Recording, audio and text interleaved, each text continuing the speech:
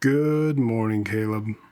It is Friday, the 29th of May. May 29th. Oh boy. Anyway, didn't have any deadlines coming up that I can remember. No, it's cool. Alrighty, so this week has been pretty uneventful movie watching wise. I did actually get up to watching a few movies, went to the library and got a whole bunch of movies. Not sure if I'm going to be able to keep up with them or catch up on all of them. One totally not horror movie that I watched this week, though, was a newish Richard Linklater biopic starring Ethan Hawke called Blue Moon. He's about Hawke plays a lyricist. If you know, like Rodgers and Hammerstein's musicals, before Rodgers and Hammerstein were a duo, it was Rodgers and Hart. And so Ethan Hawke plays this guy named Lorenz, I believe, Hart. And does a really good job of being this weird little guy who is very talented, but also very tormented, and basically dies young because he's an alcoholic. So, gotta keep off that alcohol, which is why we're not drinking beer. Not drinking beer today. No. Mountain Dew, Baja Blast, lime flavored, tropical lime flavored, 0 sugar. That's how you know it's good for you. It's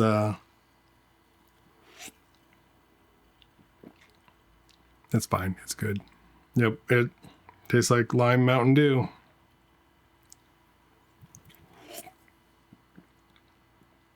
Yeah.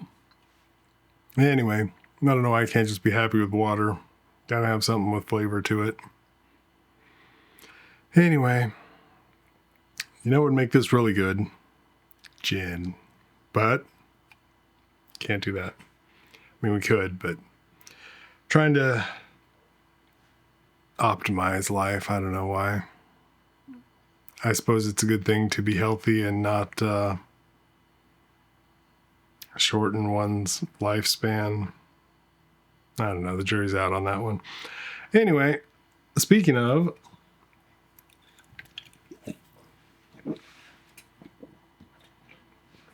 what I really like to talk about today is, damn it, there we go, the Texas Chainsaw Massacre from 1974. This happens to be the 40th anniversary edition. It's a 1-disc Blu-ray. And I get the impression, if I remember correctly, there was like a multi-disc box set perhaps of this one, because when you pop it into the computer, it says disc 1. So I imagine there's a bunch of extra features on the box set of whatever this came in, but this one has 4 commentary tracks. That's pretty much the only special feature on it. 4 commentary tracks. And you know me, I love a good commentary track. And I want to say these are good commentary tracks, but I'm only about halfway through the 4 of them, and so far it's just a lot of old guys reminiscing. But one interesting thing is I've seen a couple of videos which I found really interesting on YouTube, arguing for Texas Chainsaw Massacre as cosmic horror. And a lot of the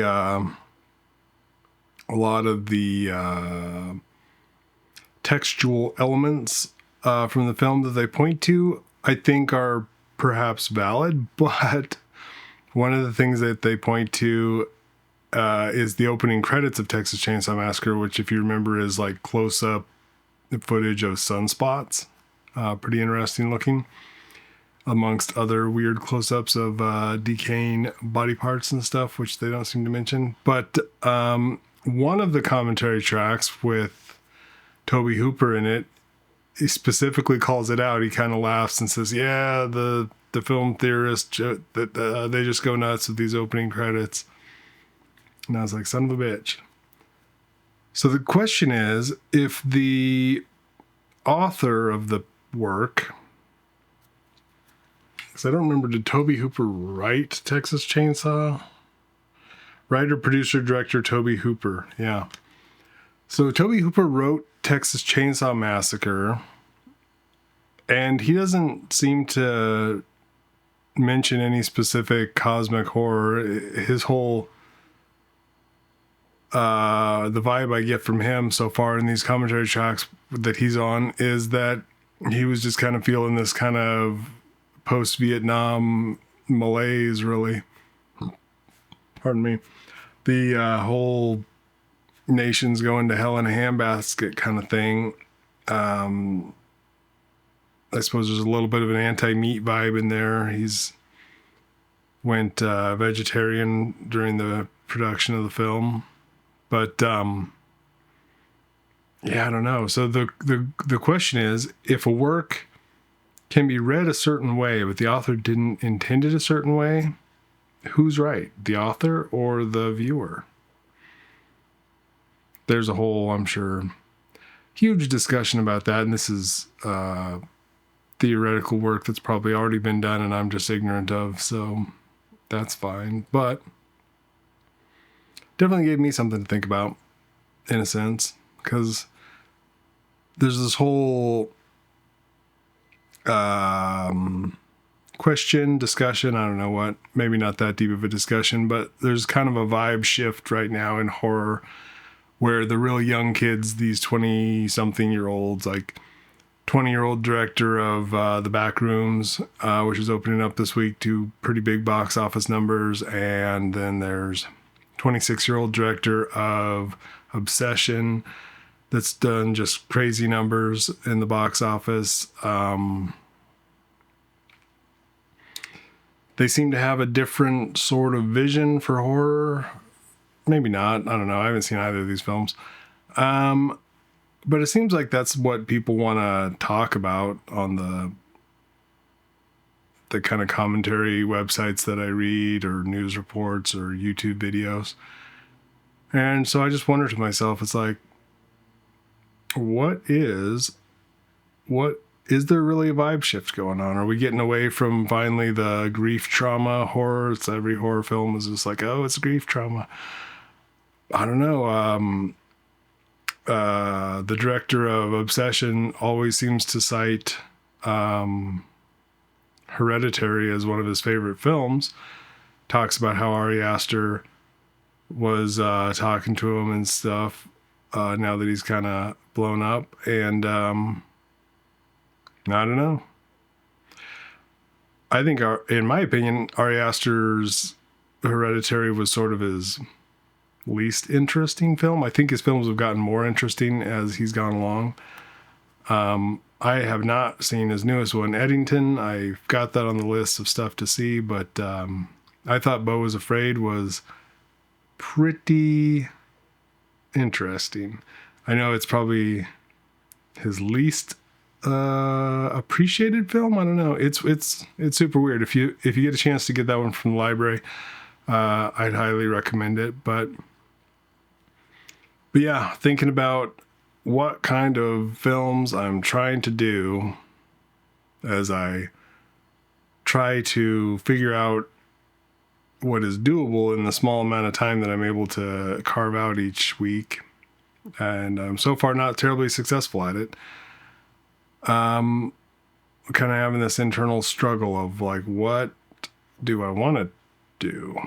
Do I want to make more weird, poetical, experimental stuff like Jean Epstein's Fall of the House of Usher, which is probably my favorite horror film? Or do I want to make something that'll connect with modern audiences more?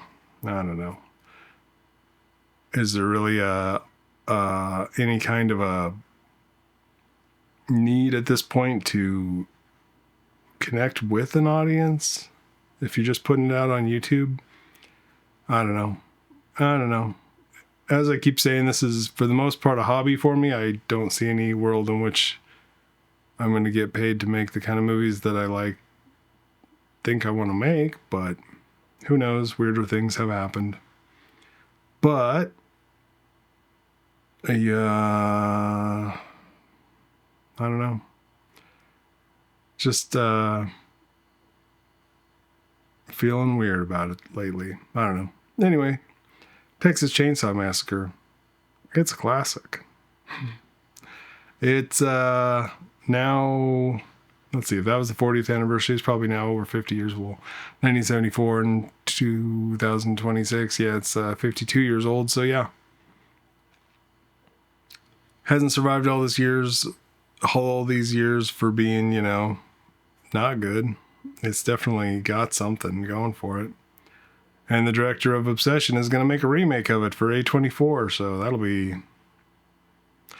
the test, I guess, to see, is there really a vibe shift? Is he going to make a thing that is homage to the older thing, or is he going to make a new thing that is his own kind of, some people describe the Gen Z aesthetic as just irony saturated. They just aren't able to do anything serious or sincere, which I don't think is totally true. I don't know. I feel like I've seen some interesting work. Now that I try to think about it, I can't put my finger on it, but I feel like sincerity is probably not all the way dead, but irony definitely rules the day. So, and I don't know, why not? You look at the world around you and one has to laugh to keep from crying, perhaps. But anyway, I'm just going to drink my zero sugar, totally healthy Mountain Dew tropical lime Baja Blast instead of beer, because we want to be healthy and live long enough to see even more absurdity every day. So here's to that. Drink until our hearts stop.